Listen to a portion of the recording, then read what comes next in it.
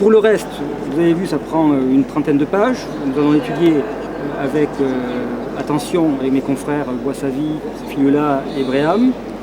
Il est tout à fait probable que dans les minutes qui suivent, nous allons interjeter appel. Nous avons besoin pour cela d'obtenir l'accord des clients, ce qui est normal.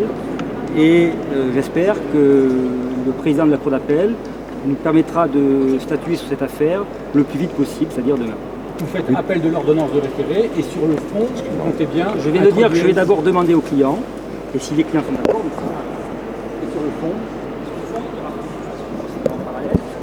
comme je vous l'indiquais, le juge des référés, c'est le juge de l'évidence, le juge de l'urgence, le juge du provisoire.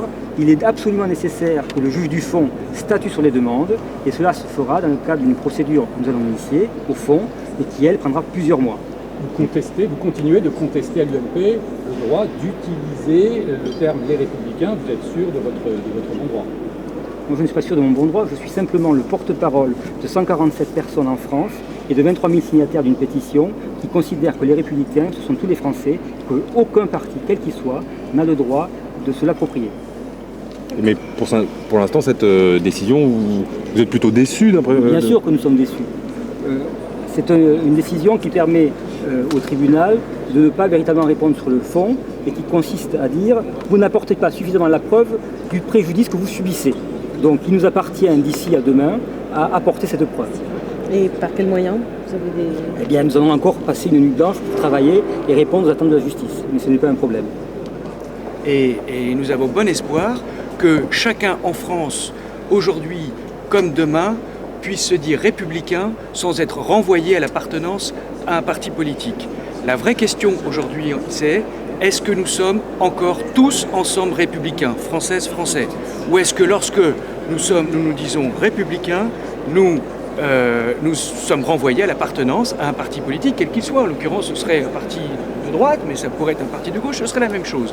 Donc il y a une déloyauté, nous pensons, et nous le maintenons, une déloyauté dans la compétition électorale entre les partis politiques, puisqu'aujourd'hui nos clients, partis politiques comme le MRC ou CAP 21, le Rassemblement citoyen, lorsqu'ils voudront présenter des candidats aux élections nationales ou locales, eh bien, ils auront face à eux, on dira, qu'ils se battent contre le candidat républicain.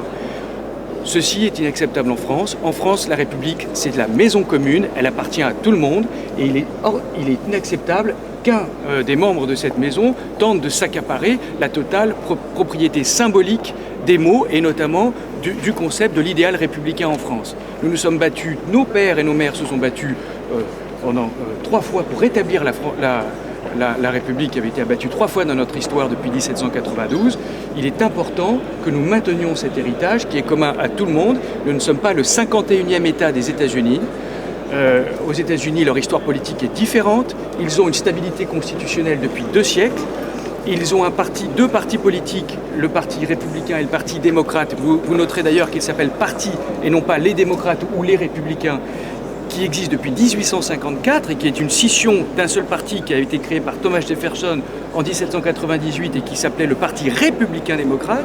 Notre histoire politique est très différente, je ne veux pas me répéter, mais nous souhaitons qu'il y ait une loyauté, une exigence de loyauté et qu'il soit reconnu qu'un parti politique, quel qu'il soit, ne puisse pas s'approprier les termes « les républicains » aussi exclusifs qui, par nature, avec l'article défini devant le mot « républicain », ce mot générique d'ailleurs, par nature, par essence, exclut les autres partis politiques, mais également les citoyens qui ne sont pas membres de ce parti du champ politique républicain. Nous ne demandions pas que leur vote soit interrompu. Ce que nous demandions, c'est que dans l'attente du jugement du tribunal de grande instance au fond, eh bien, il y ait une suspension de la dénomination Les Républicains si par extraordinaire il y avait un vote favorable à l'issue, puisque l'UMP a souhaité voter. Donc si les militants, les membres de l'UMP souhaitent ce nom, nous demandions à ce que, puisqu'il cause préjudice à nos clients, nous demandions à ce qu'il leur soit ordonné, à l'UMP de ne pas porter ce nom dans l'attente de la décision au fond.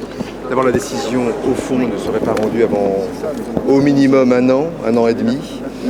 Donc d'ici là, le parti a le temps de changer de nom et puis en fonction de la décision au fond, il y a la possibilité de faire un appel, tout justiciable a le droit de faire appel, mais nous n'en sommes pas là. Pour l'instant, Le juge des référés, qui est le juge de l'urgence et le juge de l'évidence, a considéré qu'il n'y avait ni trouble manifestement illicite, ni dommage imminent dans la nouvelle appellation du parti, du plus grand parti de France qu'est l'UMP, à savoir s'appeler les Républicains.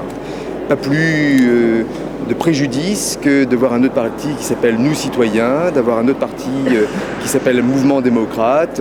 Ce sont des termes qui peuvent être utilisés. Il y a de nombreux partis en France sous la Ve République et avant qui s'appelaient le Parti des Républicains ou Républicains indépendants ou autres.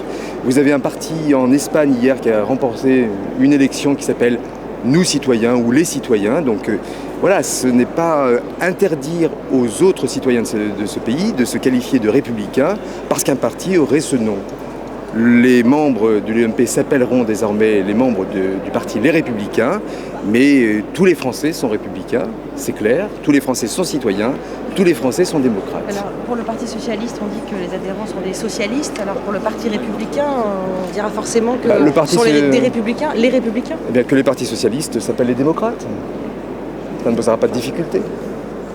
J'ai pensé depuis toujours que c'était un faux débat. J'ai appartenu au Rassemblement pour la République. Est-ce que ceux qui n'étaient pas membres du Rassemblement pour la République, refusant de participer à ce rassemblement, étaient pour autant contre la République? Non, et jamais personne ne l'a soutenu, ça n'a aucun sens. Il y a quelques années, il y a un parti politique qui s'est créé qui s'appelle Nous Citoyens. Vous n'en faites peut-être pas partie, je n'en fais pas partie. Est-ce que pour autant je ne me sens pas citoyen? Non, bien évidemment. Et à l'Assemblée nationale, les socialistes ont appelé leur groupe socialiste républicain et citoyen. Je suis républicain, je suis citoyen, je ne suis pas membre de ce groupe.